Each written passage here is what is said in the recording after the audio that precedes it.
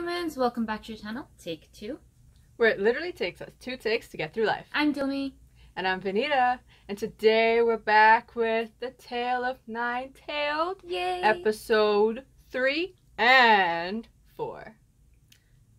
Yes. Are we excited about this one? Yes. Yeah, I think so. I think, I don't know much about episode 3, but like 4 I'm very excited for. Yeah, episode 3 was a mess, as you will see now that we will go into our discussion. So shall we start then, Dilmi? Yes, start. Alright, so our first point. The Fisherman story. So, basically, we find out that we have 4 dudes, 4 ajashis out at sea, stranded in like a lifeboat. And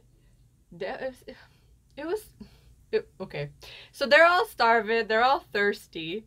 One of the ajashis, Mr. So, is injured, and his leg is bleeding, and it's and one of the ajashis looks at him like, "Ooh, I am thirsty, I am hungry." Then they all start looking at him like, "I am thirsty, I am hungry," and like a pack of wild animals, they just decide, "We're gonna pounce on you." And I'm gonna assume the rest is history, and that they freaking just ate him and drank his blood. Ew. So, then, obviously, we start seeing how the ajashis that made it out alive start acting weird. Yeah. So we got one of them, super thirsty, can't quench it. He's trying to look for water, can't find anything. Where is the water? The toilet bowl. He goes, he drinks the water, then he drowns in the toilet bowl. Unfortunately. Disgusting. Yeah. Then another ajashi, he has an unquenchable hunger. And he's just eating and eating and eating in his fridge. I'm assuming it was meat. Yeah, it was raw meat. Like, ugh, that was nasty. And then he dies and spits up a hairball. And the other dude died and he also had a hairball. And then you have the other ajashi who chases Jia in the woods. And I guess he was like gonna kill her with a hammer. Yeah. I don't know.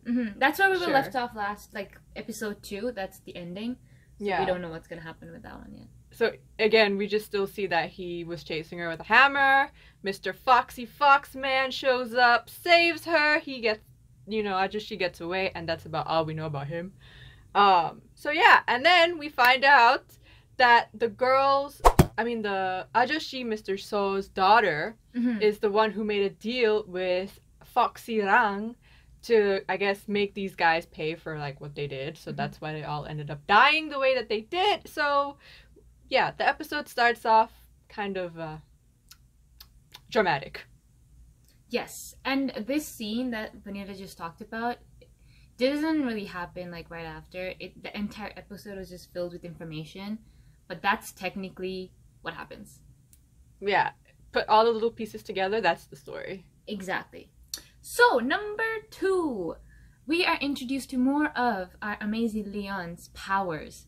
So at this point, we find out that he has healing powers. Because he touches a branch because he's like, "Aw, branch of a tree, you're broken, I'm gonna fix you," and he just heals it. And then later on in the episode, we see him calling out rain. He's like, "Rain!" And he starts raining. And he's like, I get that he's like the protector of the mountain, but like, yeah, he can do everything at this point. So he doesn't really... Yeah, I don't know. He's just like... Are we sure he's just a spirit, or is he like a god? Right? Like, he keeps... can do everything. Right, he keeps calling himself spirit. Everybody calls him a spirit. And I'm like... I don't mind dying and having to, like, protect the forest if those are the powers I get. You know what I mean? That's totally fine by me. But yeah, that's what it is. He literally just says, like, "Oh, tree branch is broken. That might have hurt. I'm so sorry. Let me heal you." He touches it. Magical situation, heals, ties a little tie on it, and boom. Yeah. I mean, it's nice. I mean, I enjoy the fact that he feels for the tree, Yes. It was a very emotional side of him that I loved. It was like, damn, that must have hurt you, tree branch. Anyways, episode. Whoa, sorry. Number 3. So the ending of episode 2, we saw it was Yeon healing Jia. Well, not healing her, but putting the little folk sap thing on her shoulder.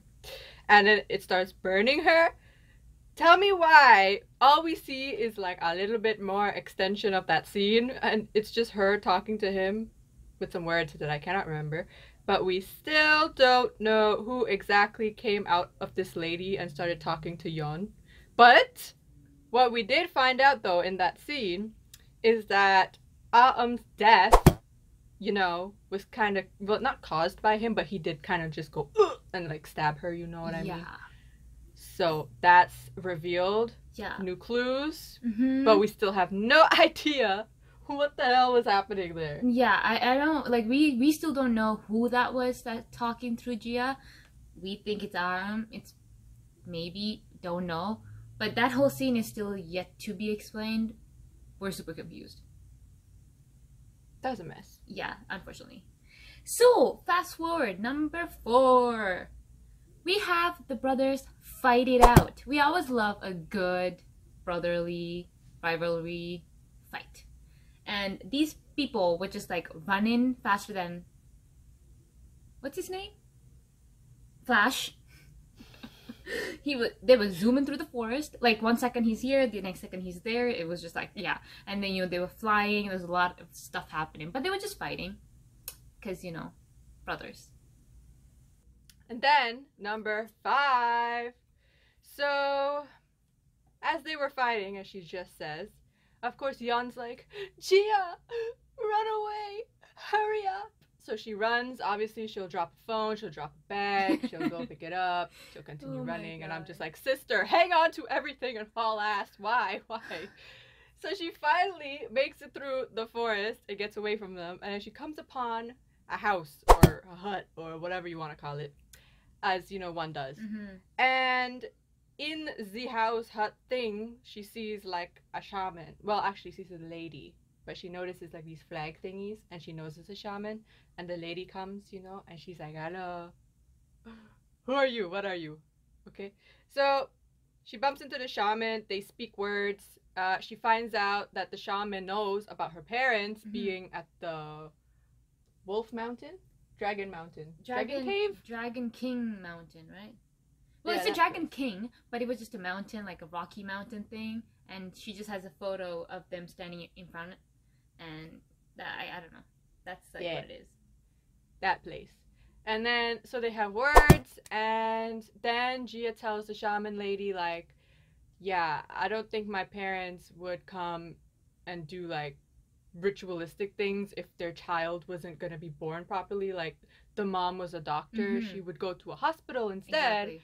So Gia figures, like, this lady's a little loco, something's about to happen. Exactly. So she decides not to drink the tea, thinking, I'll pass out if I drink this tea. Shaman lady goes, honey, you're not leaving here. So Gia's like, please, I didn't drink your tea. So she walks away, then she falls. Shaman lady's like, honey, it's the incense that will keep you here. And Gia's like, oh yeah. That's something that I didn't even see. Like, I felt, like, I definitely thought the drink was poisoned.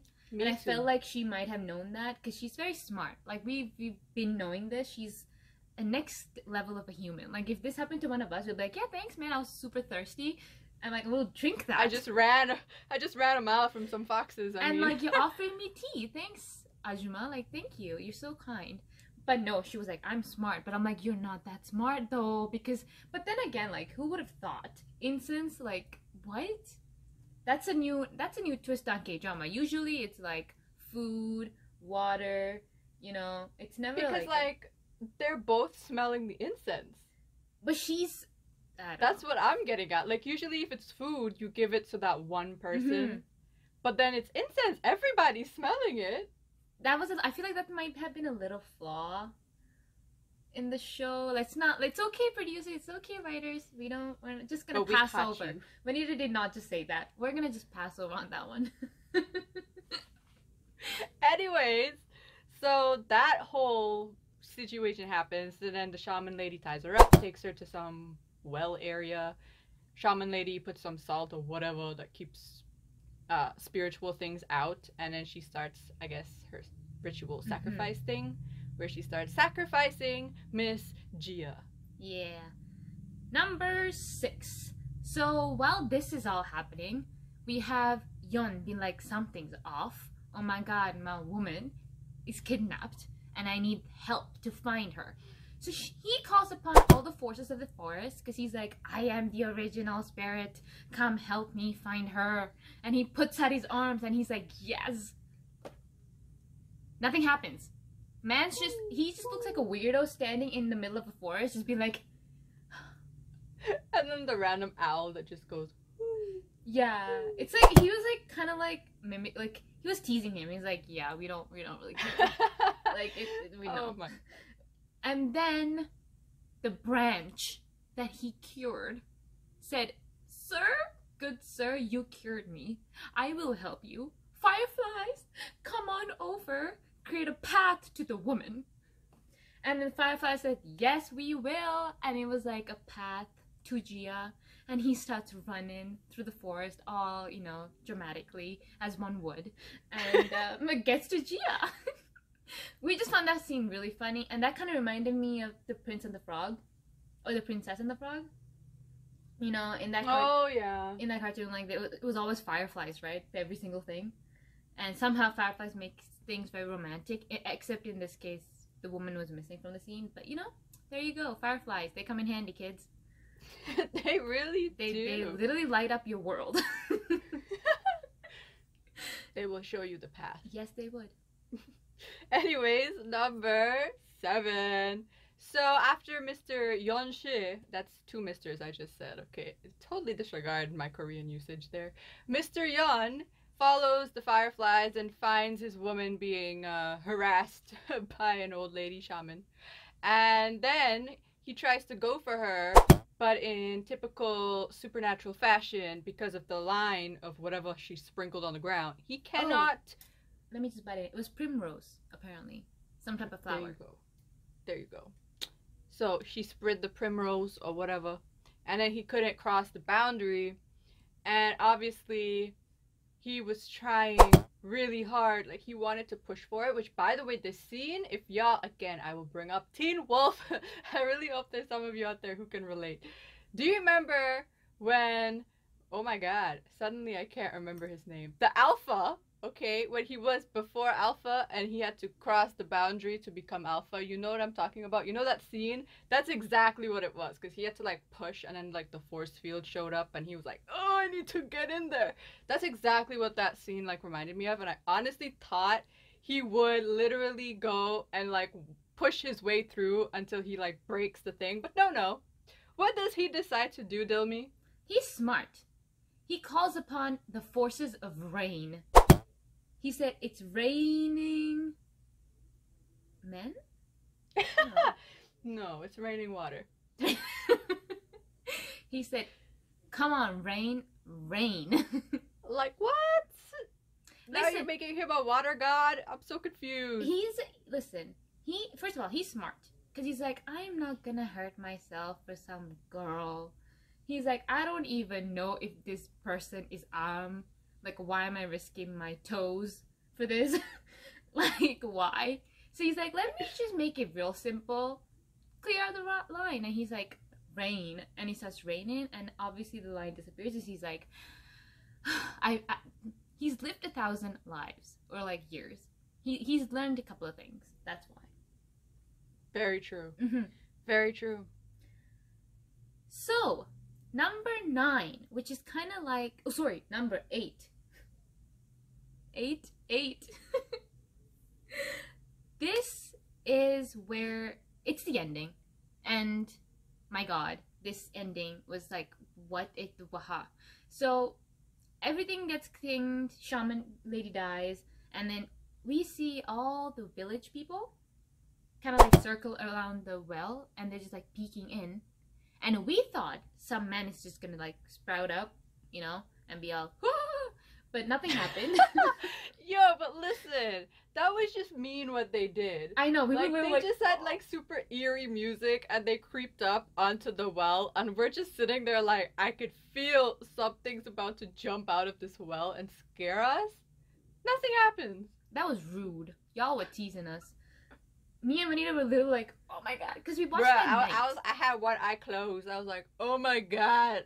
And Yeah. like we watched it together at night, right? Like at 1 a.m. and I'm like, oh god. So that happened. We don't know who's gonna come out of that well. All we know is like it's not good news. And then a little bit more, we see a baby with a lot of talisman like being handed off to some man. So Rang is like, here's the baby, take care of the baby. And I'm like, where do we get a baby? Especially when the entire village is like old ladies. And I'm like, what?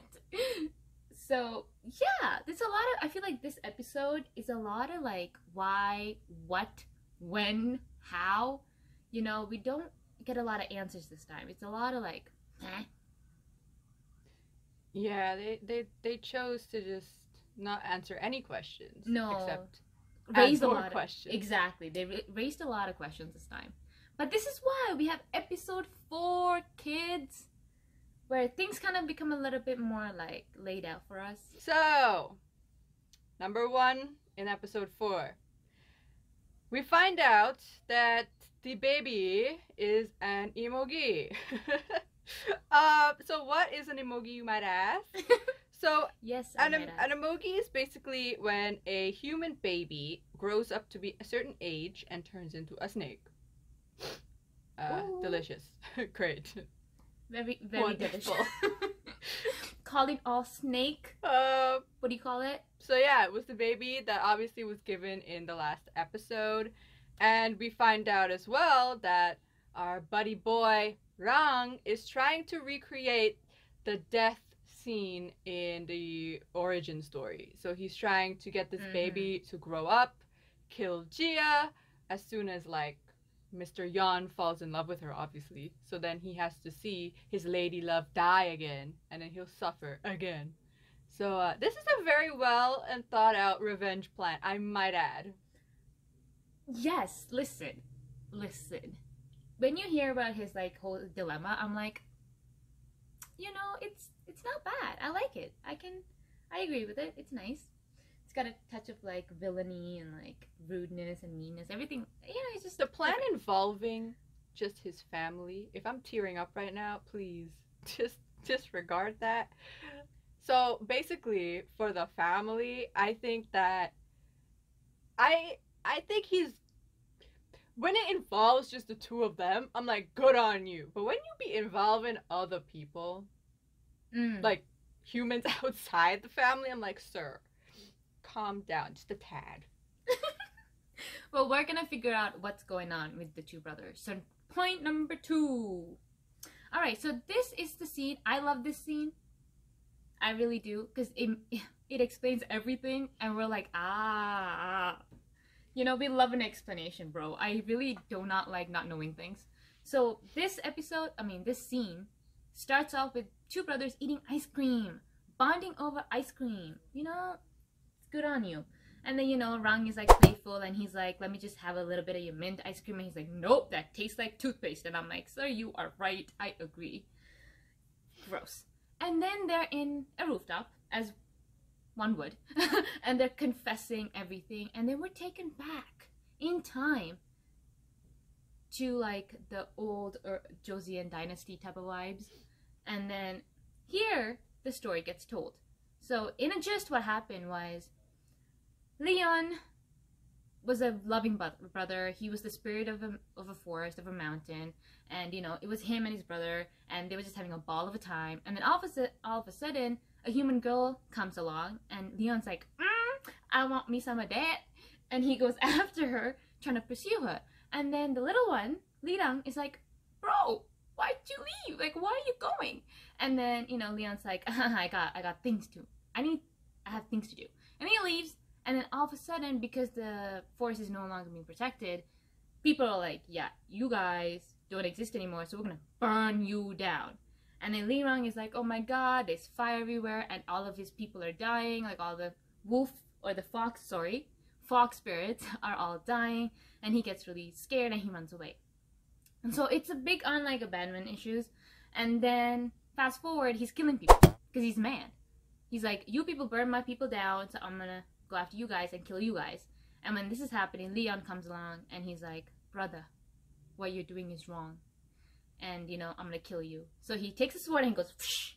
And then he attempts to kill the man, but some other human dude just comes along and cures the LeeDong and says, I got you, son. And he doesn't die. So that's what happens, and that's what we find out. We had thoughts about it. You go ahead. And then... Well, my thoughts on this whole familial situation, revenge thing. Listen, it's hard to pick a side, but in that case where we saw Yeon kind of step away from Rang after he killed everyone because he was like, oh my god, you could see the scaredness in his face. He was like, what, you are my brother and you just killed all these humans and they were technically innocent, right? So in that sense, I mean, wanting to kill your brother is another thing, but I feel like if I say I don't blame him, y'all are gonna be like, you are evil. But to be honest, I kind of understand where he was coming from with the whole wanted to slash him situation. I mean, if he wanted to torture him in some way and be like, listen, you shouldn't be doing this, then sure, you know, give the man a couple of cuts and he'll be fine. Granted, he didn't die, so we're okay. So hence, I'm okay with it, okay? So I'm on Yeon's side for that. For the fact that, and then I'm against Rang because, you know, obviously he'd be killing people because they burned his like forest down, and in that sense I'm like, listen, because humans kind of like forget things over time. We're human, you know, our brains don't work for very long, so we forget things over time. And like, I mean, you can't be blaming every single generation, I guess, like that they burnt down your forest. And even if these were the people, the exact people that burnt down your forest, they didn't know. They really didn't know, you know what I mean? So I'm like, you can't really be blaming them for doing it. So like, don't go around killing innocent people saying they sinned technically, so that's why I killed them. Like, no, don't do that. If you want revenge on your brother, I suggest you go find the man and then revenge him, not like freaking kill a whole village and be like, this because my brother left me. Like, what? So in that sense, I'm on Yeon's side, kind of against Rang, but in a sense, and you'll see in Dilmi's side of this argument, I am on Rang's side for her side, but like on my side, I'm against Rang and I'm more on Yeon's side. Okay, 알았어. Dilmi, you go. So how I like, okay, so like we said in the story, it's abandonment issues, right? And in this scenario, I hate Yeon. I really do. I can't sympathize with the man. I'm like, you are, because all of this kind of began because of him, right? LeeDong changed into this really menacing, evil person because of Leon. If he just stayed with the man, or like, you know, just like had a wonderful time, none of this would have happened. We wouldn't even be here right now, right? But no, he was like, I saw a human girl. I'm gonna go after love. I'm gonna abandon my brother. And okay, fine. People make mistakes, even spirits, even gods, they make mistakes, and we're fine. Okay, fine. You can apologize. You know, you could say, I'm sorry. Like, even after he met him, he never said for once, like, oh, I'm sorry. Like, I didn't mean to leave you. I'm sorry that you were abandoned. I'm sorry that you were scared that the entire place that we grew up blew up in flames. And, like, you didn't know what to do. And you had to bury our people. Like, I'm sorry. He never once said that. And, like, throughout the episodes so far, episode 4, we've seen, like, every single time they meet up, man's always teasing him. He's like, oh, did you think I was gonna say sorry because, like, I abandoned you? Ha, no. And I'm like, why? Why not? Just say that you're sorry, hug it out, and be fine. Because last episode 2, we were saying, like, we see that LeeDong is actually a softie.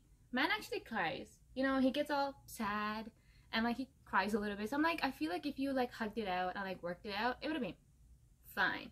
And yeah, like what you said, he shouldn't have gone around killing people. Like, I agree. That's not the best way to go about doing things.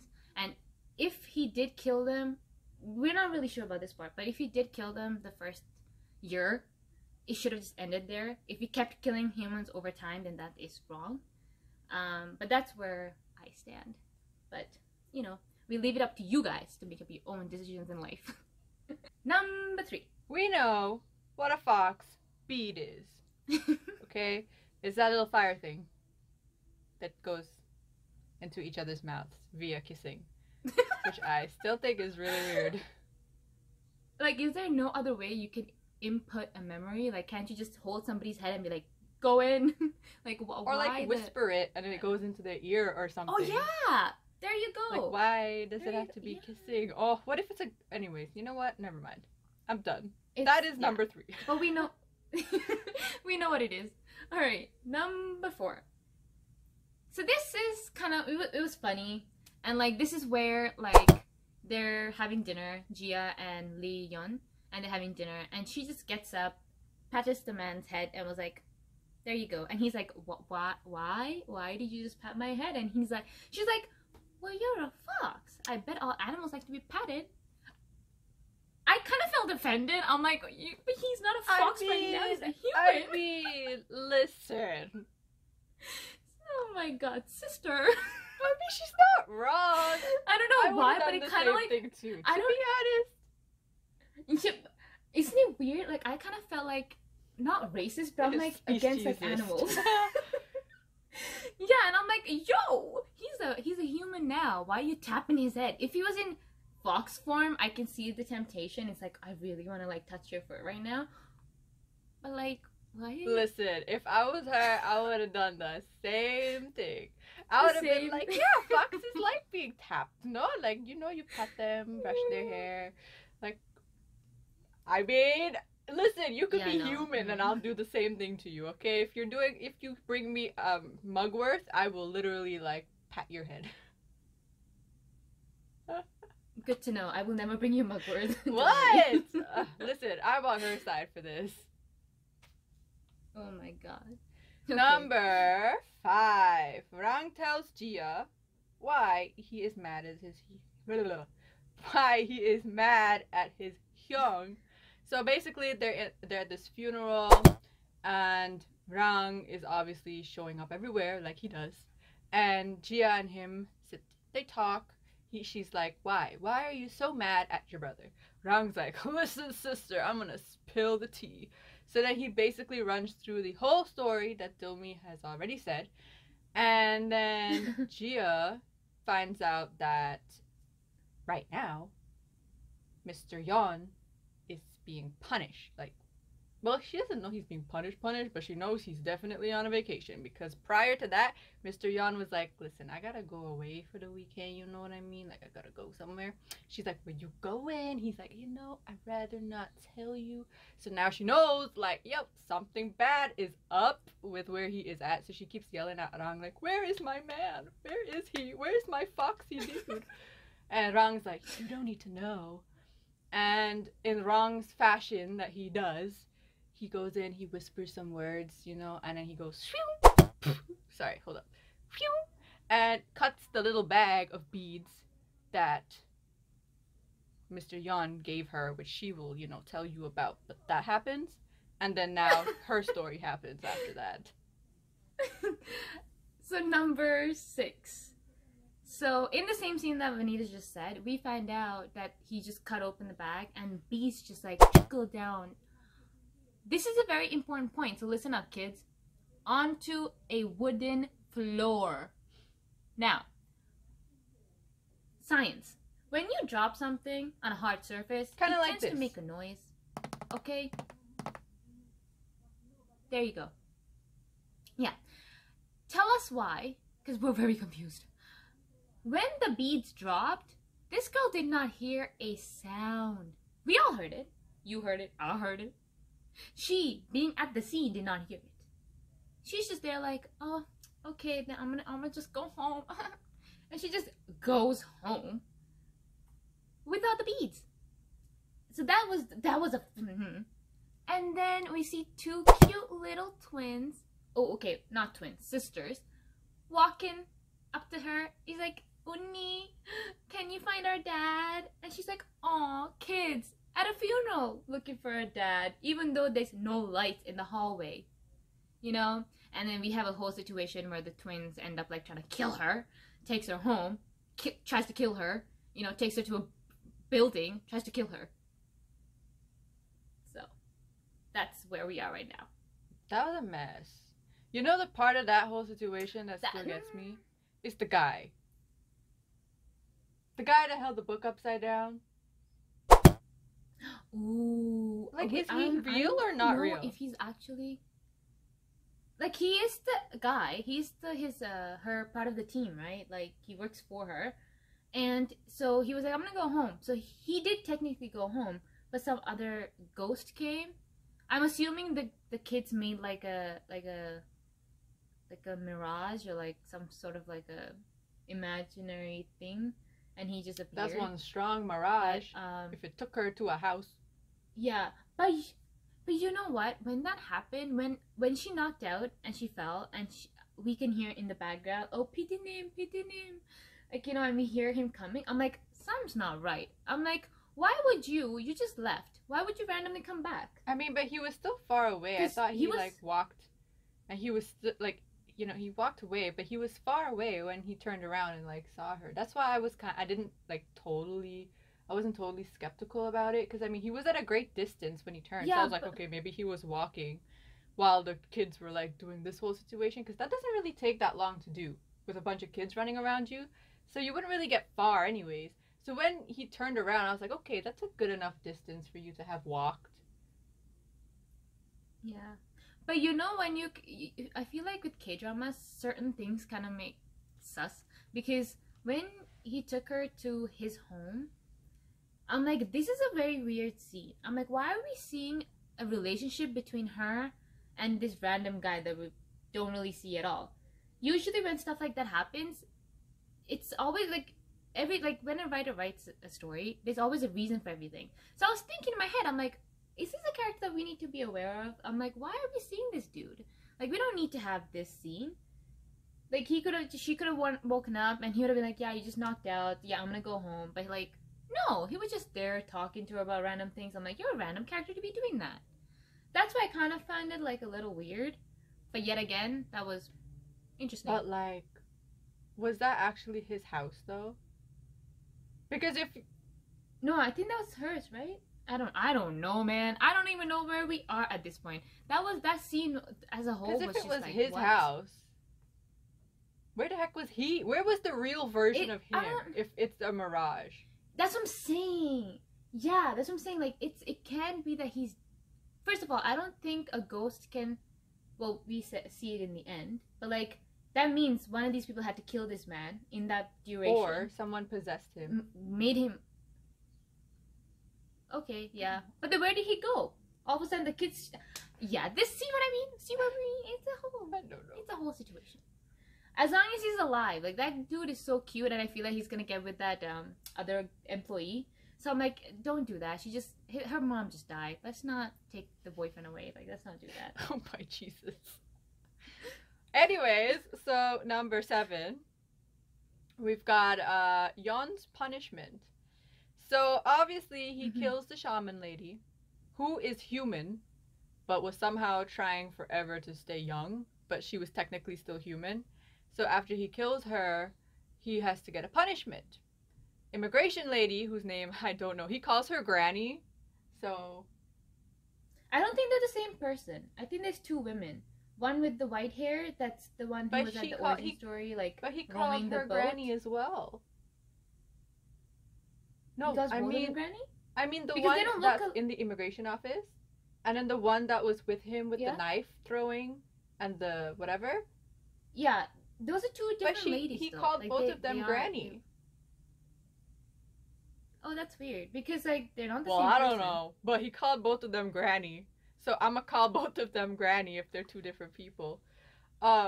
What was I saying? Anyway, so he ends up getting a punishment. So when he goes back to the immigration office, he finds out that his punishment is to be back, or to be as a human and feel and everything, like feel pain and whatever, emotions and physical pain, whatever. And he gets sent into this like really cold mountain. Let's call it Mount Everest, okay? Because I don't know. It's some mountain with a bunch of snow and it's really cold, and he's tied up like this and on his knees. So he's like freezing basically, and without a shirt. Yes, without a shirt. Everything on display. And then what was I? Okay, she just totally like threw my train of thought with that. Like, he doesn't have a shirt on. I feel like that's like the highlight of that scene though. Like, I know. Okay, anyway, so in that mountain realm, 1 day equals 7 years. So one of our days is 7 years. And for some weird reason, this guy feels things that Gia does. Like, he just knows what's going on. So this is happening technically on the same timeline as like the whole bead dropping and everything. So that's all the same timeline. It's just cut into different segments. So when she like loses her beads, he like flings up and he's like, oh, she lost her beads. Oh my god, I gave her beads and she lost them. And then he calls out to Granny like, oh my god, please come, I know you're listening. So she shows up and he's like, listen lady, I need to get out of here ASAP to, you know, save my lady, you know? So can you like put me in the underworld in the knife place so I can get out of here in like a day's time? And she's like, are you sure? Because you ain't going back in the same body. You're going to be a little messed up. And he's like, you know, that's okay as long as I get out of here. So then the lady's like, fine. She takes them to the knife. Apparently it's a bridge that you have to cross. So he's at the bridge. First of all, this guy contemplates crossing this bridge. Like, he takes so long to put a step on this bridge. Oh my god. Bruh. But listen, this is why K-dramas are so K-drama. Because this man is contemplating for so long. He's like, okay, I'm gonna take my sweet time. But that's okay, because the girl is still like holding on to her life. Like, if that was to happen in real life, I would have been dead, buried, and like my soul would have gone to heaven or hell at this point while he was contemplating. But you know, no, she made sure she was gonna stay alive till this man exactly came. So as he took his sweet old time, he takes his first step, nothing happens. Second step, nothing really happens. Third step, we start seeing some blades being tossed to this guy. Pew, pew, pew. And then he starts dodging them. I'm like, you're allowed to dodge them? I thought this was a punishment. I was like, what? Aren't you supposed to like get hit by them? Then he suddenly starts getting cuts and like really deep, ugly cuts too. And we flash back and forth. And let me tell you people, this bridge is long. It was never ending. I thought at some point he would be in the middle, but it just seemed like the end just kept getting further and further away. That's how I feel about lectures sometimes. I'm like, when is this thing gonna end? But lo and behold, he like faints or something at some point. And then he gets flashbacks of like Gia having moments. And then he wakes up and he's like, oh, I have to save my woman. I have to power through fighting. So he like crawls, he gets up, he walks, he stumbles, he fights his way to the very end. And then, Dilmi.